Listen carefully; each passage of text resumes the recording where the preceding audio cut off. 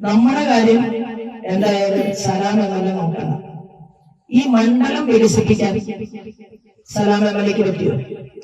ഇവിടുത്തെ പാവപ്പെട്ട ജനങ്ങൾക്ക് കുടിവെള്ളം കൊടുക്കാൻ, വീടുകൾ കൊടുക്കാൻ, പദ്ധതികൾ ആവിഷ്കരിക്കാൻ സാധിച്ചില്ല. എനിക്കെതിരെ ഈ സലാം എം.എൽ.എ ഇന്നും നിലയിൽ തുടങ്ങിയ പണിയല്ല. ആലപ്പുഴയിലെ സ്ഥാനാർത്ഥി ശോഭാ സുരേന്ദ്രൻ ജയിക്കുമെന്നായപ്പോൾ സഹാക്കന്മാർക്കും കോൺഗ്രസുകാർക്കും വല്ലാതെ ഭയം തോന്നുന്നുണ്ട്. കാരണം ആലപ്പുഴയിൽ അത്രമാത്രം മുന്നേറുകയാണ് ശോഭാ സുരേന്ദ്രൻ. നിരവധി പേരാണ് ശോഭാ സുരേന്ദ്രനൊപ്പം നിലകൊള്ളുന്നത്. അവർ പറയുന്ന കാര്യങ്ങൾ, വാക്കുകളൊക്കെ ഏറ്റെടുത്തുകൊണ്ട് നിരവധി പേരാണ്. എന്തായാലും എം.എൽ.എ സലാം കഴിഞ്ഞ ദിവസം ശോഭാ സുരേന്ദ്രനെ ചൊറിഞ്ഞ ഫേസ്ബുക്കിലൊരു പോസ്റ്റ് ഇട്ടിരുന്നു. ആ പോസ്റ്റിന് ശോഭാ സുരേന്ദ്രൻ നൽകിയ മറുപടിയാണ് സഹാക്കളെ കണ്ടം വഴി ഓടിച്ചിരിക്കുന്നത്. ഈ മറുപടി കേട്ടതിന് ശേഷം സലാം എം.എൽ.എ കാണാനില്ലെന്ന് പറയുന്നവരുമുണ്ട്. ആ പ്രസംഗം, ആ തീപ്പൊരി പ്രസംഗം ഒന്ന് കണ്ടു നോക്കാം. ഈ പ്രദേശത്താണ് മാർക്സിസ്റ്റ് പാർട്ടിയുടെ എം.എൽ.എ അദ്ദേഹത്തിന്റെ ഫേസ്ബുക്ക് പോസ്റ്റിൽ എഴുതിയത് ഭാരതീയ ജനതാ പാർട്ടിക്ക് ഒരു പ്രവർത്തനവും ഈ ഭാഗത്തില്ല എന്ന് അദ്ദേഹത്തിന്റെ ഫേസ്ബുക്കിൽ എഴുതിയിട്ടുണ്ടായി. അതോടൊപ്പം അദ്ദേഹം പറഞ്ഞു, ഭാരതീയ ജനതാ പാർട്ടിയിൽ നമ്മുടെ കാര്യം എന്തായാലും സലാം എം.എൽ.എ നോക്കണം. ഈ മണ്ഡലം വികസിപ്പിക്കാൻ സലാം എം.എൽ.എക്ക് പറ്റിയോ? ഇവിടുത്തെ പാവപ്പെട്ട ജനങ്ങൾക്ക് കുടിവെള്ളം കൊടുക്കാൻ, വീടുകൾ കൊടുക്കാൻ, പദ്ധതികൾ ആവിഷ്കരിക്കാൻ സാധിച്ചില്ല. എനിക്കെതിരെ ഈ സലാം എം.എൽ.എ ഇന്നും നിലയിൽ തുടങ്ങിയ പണിയല്ല. ഞാൻ കഴക്കൂട്ടം നിയോജക മണ്ഡലത്തിൽ തെരഞ്ഞെടുപ്പിനെ നേരിടുമ്പോൾ മലപ്പുറത്തും കോഴിക്കോടുമുള്ള തീവ്രവാദ സംഘടനയുടെ നേതാക്കന്മാരുടെ ഒത്താശയോടുകൂടി കഴക്കൂട്ടത്ത് ഒരു വ്യാജ ഓഡിയോ ഇറക്കിയ ആളാണ് നിങ്ങളുടെ സലാം. ഞാൻ ഈ മഹാനൊന്ന് കാണണമെന്ന് വിചാരിച്ചിരിക്കുകയാണ്. ആലപ്പുഴ പാർലമെന്റ് മണ്ഡലത്തില് ഇന്ന നിയോജക മണ്ഡലത്തിലാണ്. കാരണം ഞാൻ ആലപ്പുഴ പാർലമെന്റ് മണ്ഡലത്തിൽ പെട്ടെന്ന് വന്ന് ഒരു സ്ഥാനാർത്ഥി ആയ ആളാണ്. അതായത് എന്റെ സംസ്ഥാന ഘടകവും ദേശീയ ഘടകവും തീരുമാനിച്ചപ്പോ ആലപ്പുഴയിൽ എനിക്ക് മത്സരിക്കാൻ സാധിച്ചു. ഇത് സന്തോഷമാണ്. കാരണം എന്താണെന്നറിയാം, ഈ ആലപ്പുഴ പാർലമെന്റ് മണ്ഡലത്തെ പോലെ വികസനമില്ലാത്ത ഒരു മണ്ഡലം കേരളത്തിൽ ഉണ്ടോ എന്ന് തന്നെ സംശയം. പഞ്ചായത്തും ബ്ലോക്ക് പഞ്ചായത്തും ജില്ലാ പഞ്ചായത്തും എം.എൽ.എയും എം.പിയും മുഖ്യമന്ത്രിയും ഒക്കെ ഒരു പാർട്ടിക്കാരും അല്ലെ. അങ്ങനെയുള്ള സ്ഥലത്ത് പോലും സാധാരണക്കാരനെ ജീവിക്കാൻ ആവശ്യമായ സാഹചര്യം ഒരുക്കാൻ സാധിക്കുന്നില്ല. ഒരു തവണ എം.എൽ.എ സലാം പറഞ്ഞത് എനിക്ക് മഞ്ഞൾ കൃഷിയാണ് എന്നാണ്. മഞ്ഞൾ കൃഷി ഇത്ര മോശം പരിപാടിയാണ് എന്നുള്ള അഭിപ്രായമൊന്നും എനിക്കില്ല. ഞങ്ങൾ കുറെ സ്ത്രീകൾ ചേർന്ന് മഞ്ഞൾ കൃഷി നടത്തുന്നുണ്ടായിരുന്നു. കുഴപ്പമോ? പക്ഷെ ഞാൻ പറയാൻ ആഗ്രഹിക്കുന്നത്, എല്ലാവരോടും കളിക്കുന്നത് പോലെ ശോഭാ സുരേന്ദ്രനോട് വേഷം കെട്ടുമായിട്ട് സലാം വന്നു കഴിഞ്ഞാൽ എന്താണ് കേസ്, കോടതി എന്നൊക്കെ പഠിപ്പിക്കാൻ എനിക്ക് സാധിക്കും.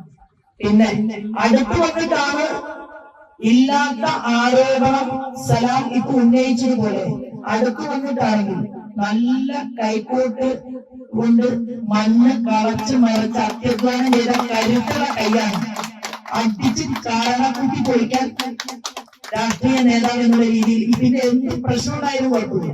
തീവ്രവാദികളുടെ പണം വാങ്ങി, കരിമണൽ കർത്തയുടെ പണം വാങ്ങി അത് മുൻ എം.പി ആരിഫിന് എത്തിച്ചു കൊടുക്കുന്ന പണിയാണ് ഈ എം.എൽ.എ സലാമിന്. ഞാൻ പറയാൻ ആഗ്രഹിക്കുന്നത്, ഈ സലാമ് സ്വന്തം സഖാവിനെ കൊലപ്പെടുത്തിയല്ലോ. മാർക്സിസ്റ്റ് പാർട്ടിയുടെ സജീവനെ തോട്ടപ്പള്ളിയിലെ സമരത്തിന് പോയ, കരിമണൽ കർത്തയ്ക്കെതിരെ സമരത്തിന് പോയ സ്വന്തം സഖാവ് സജീവനെ കൊല ചെയ്തിട്ട് ആരെ കൊട്ടേഷൻ കൊടുത്തതെന്ന് അന്വേഷിച്ചോ? ഈ എം.എൽ.എ, ഇവിടുത്തെ എം.പി അന്വേഷിച്ചോ? ആ സജീവന്റെ ഭാര്യയും മക്കളും അനാഥരായി. എന്താ ചോദിക്കാത്തത്? എന്താ അതിന് ഉത്തരം വേണ്ടേ?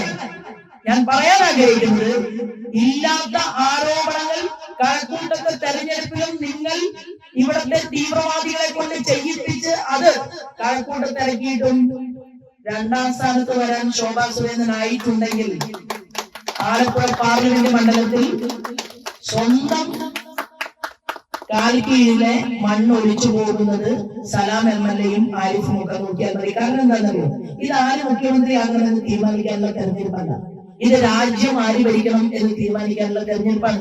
കപ്പലണ്ടി മിഠായി വാങ്ങിയിട്ട് അവിടെ പാർലമെന്റിനകത്ത് പോയിരുന്ന് അത് കഴിക്കുക എന്നുള്ളതല്ലാതെ ഒരു പ്രൊജക്ട് ആലപ്പുഴയിലെ പാവപ്പെട്ടവർക്ക് വേണ്ടി ഈ ഇടതുപക്ഷ ജനാധിപത്യ മുന്നണിയുടെ മുൻ MP സലാമിന്റെ നേതാവ് ചെയ്തോ? ഇല്ലല്ലോ. കയർ മേഖല പൂട്ടി. കയർ ബോർഡ് ചെയർമാൻ ഉണ്ട്. ഒരു ചർച്ച കയർ ബോർഡിന്റെ ചെയർമാനുമായിട്ട് നടത്തിയിട്ടുണ്ടോ? ഇല്ല. ഇവിടുത്തെ പാവപ്പെട്ട മത്സ്യമേഖലയ്ക്ക് വേണ്ടി എന്ത് ചെയ്തു? മത്സ്യമേഖലയിലെ ജനങ്ങളെ നോക്കി നിൽക്കി അവരുടെ വീടുകൾ കടലെടുത്ത് കൊണ്ടുപോകുമ്പോ കുഴിമുട്ട് നിർമ്മാണം നടത്തണമെന്ന് പറയാൻ വേണ്ടിയിട്ട് MLA കൊടുത്ത ഒരു പരാതിയുടെ കോപ്പി ഉണ്ടോ MP-ക്ക്? ഇല്ല. MP-ക്ക് പദ്ധതിയുണ്ടോ? ഇല്ല. ഒരു മാർക്സിസ്റ്റ് പാർട്ടിയുടെ MP 19 കോൺഗ്രസിന്റെ MP-മാരും ദേശീയ തലത്തിൽ പോയി നരേന്ദ്രമോദിയോട് കേരളത്തിലെ ജനങ്ങൾക്ക് വേണ്ടി ഒരു നിർണായകമായ പദ്ധതി പോലും സമർപ്പിക്കാൻ സാധിച്ചിട്ടില്ല. പിന്നെ സംസാരിച്ച് കാര്യങ്ങൾ പറഞ്ഞു അടിവരയിട്ട് കാര്യങ്ങളെല്ലാം അവതരിപ്പിച്ചിട്ട് വോട്ട് മതി എന്നുള്ള അഭിപ്രായക്കാരിയാണ് ഞാൻ. കാരണം 10 വോട്ടിന് വേണ്ടി രാജ്യദ്രോഹികളുടെ പണം പറ്റിക്കൊണ്ട് രാജ്യദ്രോഹ പ്രവർത്തനം ചെയ്യാനല്ല ഞങ്ങളൊരു പൊതുപ്രവർത്തനവുമായിട്ട് രംഗത്ത് വരുന്നത്. ഞങ്ങൾക്ക് ആദ്യം രാജ്യം, അത് കഴിഞ്ഞിട്ടേ രാഷ്ട്രീയ പ്രവർത്തനമുള്ളൂ. അത് മനസ്സിലാക്കാൻ ഇവിടുത്തെ ചില ആളുകൾ തയ്യാറാകണം എന്ന് കൂടി സൂചിപ്പിക്കാൻ ഞാൻ ഈ അവസരത്തിൽ ഉപയോഗപ്പെടുത്തുകയാണ്. ഈ നിയോജകമണ്ഡലത്തിൽ ഞാനിന്ന് തുടക്കം മുതൽ ഈ നിമിഷം വരെ ഞാൻ ഈ വിഷയങ്ങളെല്ലാം പറയാൻ കാരണം ഭാരതീയ ജനതാ പാർട്ടിയുടെ സ്ഥാനാർത്ഥിയായിട്ടുള്ള നിങ്ങളുടെ ശോഭയ്ക്ക് ഒരാളുടെ സർട്ടിഫിക്കറ്റ് വേണ്ട. ഞാൻ ഈ പണി തുടങ്ങിയത് 13 വയസ്സിലെ ബാലഗോകുലത്തിൽ RSSന്റെ മുഴുവൻ സമയ പ്രവർത്തകയായി 21 വയസ്സ് വരെ പ്രവർത്തിച്ച് ബാലഗോകുലത്തിന്റെ ഭഗിനി പ്രമുഖായി. അത് കഴിഞ്ഞ് യുവമോർച്ചയിൽ 2 തവണ ജില്ലാ വൈസ് പ്രസിഡന്റായി, സ്റ്റേറ്റ് വൈസ് പ്രസിഡന്റായി, മഹിളാ മോർച്ചയുടെ സംസ്ഥാന അധ്യക്ഷയായിട്ട് 2 ടേം പ്രവർത്തിച്ചു. 6-8 വർഷമായിട്ട് കേന്ദ്രത്തിൽ നദ്ദാജിയോടൊപ്പം, അമിത്ഷാജിയോടൊപ്പം, രാജ്നാഥ് സിംഗിനോടൊപ്പം ഓൾ ഇന്ത്യയിൽ 5 പേരിൽ ഒരാളായിട്ട് എന്നെ ഇന്ത്യയുടെ പ്രധാനമന്ത്രി ഭാരതീയ ജനതാ പാർട്ടിയുടെ പ്രവർത്തന രംഗത്തിന് ഉപയോഗപ്പെടുത്താൻ വേണ്ടിയിട്ട് സെലക്ട് ചെയ്യപ്പെട്ടിട്ടുണ്ടെങ്കിൽ കൂലിപ്പണിക്ക് പോയിട്ടുള്ള ഒരു അച്ഛന്റെയും അമ്മയുടെയും മകളായി ജനിച്ച എനിക്ക് അത് നിലനിർത്താൻ സാധിച്ചിട്ടുണ്ടെങ്കിൽ ഇത് സലാമിന്റെ പാർട്ടിക്ക് പറ്റില്ല. പറ്റോ? പോളിറ്റ് ബ്യൂറോയിലെ ഒരു മെമ്പർ ആര്? പ്രകാശ് കാരാട്ടിന്റെ ഭാര്യ ആയതുകൊണ്ടാണ് അവിടെ കിട്ടിയത്. ഒരു SC വിഭാഗത്തിന് ഒരാളുണ്ടോ? ഇല്ലല്ലോ. നമ്മുടെ പാർട്ടി ഭാരതീയ ജനതാ പാർട്ടി ഇങ്ങനെയുള്ള ഏറ്റവും അടിത്തട്ടിൽ ഉടലിൽ നിന്ന് വളർന്നു വന്നവർക്ക് വരെ അഖിലേന്ത്യാ തലത്തിൽ എത്താൻ സാധിക്കുന്ന അത്രയും നല്ലൊരു പ്രസ്ഥാനമാണ്. ST വിഭാഗത്തിൽ നിന്നാണ് ദ്രൗപദി മുർമു അവര് രാജ്യത്തിന്റെ രാഷ്ട്രപതി കസേരയിൽ ഇരിക്കുന്നത്. ഞാൻ പറഞ്ഞു വന്നത് നല്ലവരായിട്ടുള്ള സഖാക്കന്മാരുണ്ട് ഈ നാട്ടില്. അവരെ കാണാൻ BJP-യുടെ പ്രവർത്തകർ പോകണം. അവരോട് പറയണം, നിങ്ങൾ AK ഗോപാലിനെയും EM ശങ്കരൻ നമ്പൂതിരിപ്പാടിനെയും സഖാവ് കൃഷ്ണപിള്ളയെയും ഒക്കെയാണ് നിങ്ങൾ സ്നേഹിച്ചത്, ആരാധിച്ചത്. അവരോട് ചോദിക്കണം, ഇന്ന് അതാണോ സ്ഥിതി? ഇന്ന് കുറെ കള്ളന്മാർ ഈ പാർട്ടിയുടെ ചുമതലകളിൽ കയറിക്കൂടിയിരുന്ന് നിങ്ങളുടെ സ്വപ്നങ്ങളുടെ നെഞ്ചിൽ ശവമഞ്ചം പണിയുകൊണ്ടാണ് കേരളത്തിൽ മുന്നോട്ട് പോകുന്നത്. സ്വർണ്ണക്കടത്തിന് നേതൃത്വം കൊടുക്കുന്നു. അഴിമതിക്ക് ക്യാമറ കേസിൽ അഴിമതി നടത്താൻ വേണ്ടിയിട്ട് മകന്റെ അമ്മായിയത്തിന് അതിന് നേതൃത്വം കൊടുക്കുന്നു. ഏത് കാര്യത്തിലാണ് മുഖ്യമന്ത്രി പിണറായി വിജയനെ കളിയാക്കാത്തത്? രാജ്യത്തെ മറ്റു മുഖ്യമന്ത്രിമാർ പിണറായി നടന്നു പോകുന്ന സമയത്ത് പറയുന്നത് സ്വർണ്ണക്കടത്തിന് നേതൃത്വം കൊടുത്ത ആളാണ് ഈ പോകുന്നത്. ഇത്രയും നാണം കെട്ട ഒരു മന്ത്രിസഭയെ സഹിക്കേണ്ട ഒരു സാഹചര്യം ഈ കേരളത്തിലെ ജനങ്ങൾക്കുണ്ടായില്ല. KC വേണുഗോപാലിന്റെ കുഴപ്പമാണോ? KC വേണുഗോപാൽ കരിമണൽ കളവ് ചെയ്യുന്നത് കർത്തയെ സഹായിക്കുമ്പോ നാട്ടിലുള്ള ഏതെങ്കിലും ഒരു MLA മാർക്സിസ്റ്റ് പാർട്ടിയില് ഈ ആലപ്പുഴ പാർലമെന്റ് മണ്ഡലത്തിൽ ഉണ്ടായിരുന്നുവെങ്കിൽ ഈ കരിമണൽ കർത്തയെ എന്നോ ഇവിടെ നിന്ന് നാട് കടത്താൻ സാധിക്കുമായിരുന്നില്ല. അപ്പൊ നിങ്ങൾ എല്ലാവരും ഒരുമിച്ച് ചേർന്നുകൊണ്ടാണ് ഇവിടുത്തെ ഈ ധാതുവിനെ, കരിമണലിനെ സിർക്കോണിയം, ബ്രൂസൈറ്റ്, മോണോസൈറ്റ് ആക്കി ലോകരാജ്യങ്ങളിൽ വിൽപ്പന നടത്തുന്നത് വീണമൂളാണ്. പിണറായി വിജയന്റെ മകളുണ്ടല്ലോ വീണമോളാണ് കരിമണൽ കർത്തയുടെ ഒരു പാർട്ട്ണർ. വെറുതെ പുസ്തകത്തിൽ നോക്കുകൂടി എഴുതി വെച്ചിരിക്കുകയല്ല. സൗത്ത് ആഫ്രിക്കയിൽ നിന്ന് മണൽ കൊണ്ടുവന്ന് ഇന്ത്യയിലെ മണലുമായി മിക്സ് ചെയ്ത് ലോകരാജ്യങ്ങളിൽ കച്ചവടം ചെയ്യുന്നത് കേരളത്തിലെ മുഖ്യമന്ത്രി പിണറായി വിജയന്റെ മകൾ വരെ ചേർന്നിട്ടാണ്. ഞാൻ എക്സാലോജിക്കിനെതിരെയാണ്, ഞാൻ പിണറായി വിജയനെതിരെയാണ്, ഞാൻ ഇവിടുത്തെ കരിമണൽ കർത്തയ്ക്കെതിരെയാണ് എന്നൊക്കെ പറഞ്ഞ് വീമ്പിളക്കിയ ഒരു യുവ നേതാവുണ്ട് കോൺഗ്രസിൽ. ആരാ? മാത്യു കുഴൽനാടൻ. നല്ല ആളാണെന്ന് ഞാനൊക്കെ വിചാരിച്ചത്.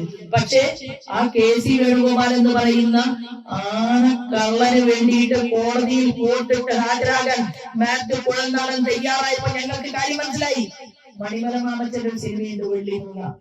അതിൽ ചില സമയത്ത് മണിമല മാമച്ചനായിട്ടാണ് മാത്യു കുഴൽനാടനെ പോലെയുള്ള ആളുകൾ മാറുന്നത്. ഞാൻ സൂചിപ്പിക്കുന്നത് കോൺഗ്രസിന്റെ അഖിലേന്ത്യാ തലത്തിൽ ഈ പ്രസ്ഥാനത്തിലെ കഴിവും പ്രാപ്തിയുമുള്ള നിരവധി ആളുകളുടെ ജീവിതം ഇല്ലാതായി. അവരെ ദേശീയ തലത്തിൽ അപ്രസക്തരാക്കി. കോൺഗ്രസ് പ്രസ്ഥാനത്തെ മുച്ചൂട് കുടിച്ച് മുൻ മുഖ്യമന്ത്രിമാരുടെ 2 മക്കൾ ഇന്ന് BJP-യുടെ നമ്മുടെ കൂടെ വന്നിട്ടുണ്ടെങ്കിൽ ദേശീയ തലത്തിൽ ഇന്ത്യൻ നാഷണൽ കോൺഗ്രസ് ഒപ്പുവെച്ച കലമ്പോളിയായി. ഒരു രക്ഷയുമില്ല. വണ്ടിയുടെ ക്ലച്ച് ഗീറും എല്ലാം നഷ്ടപ്പെട്ടു കഴിഞ്ഞു.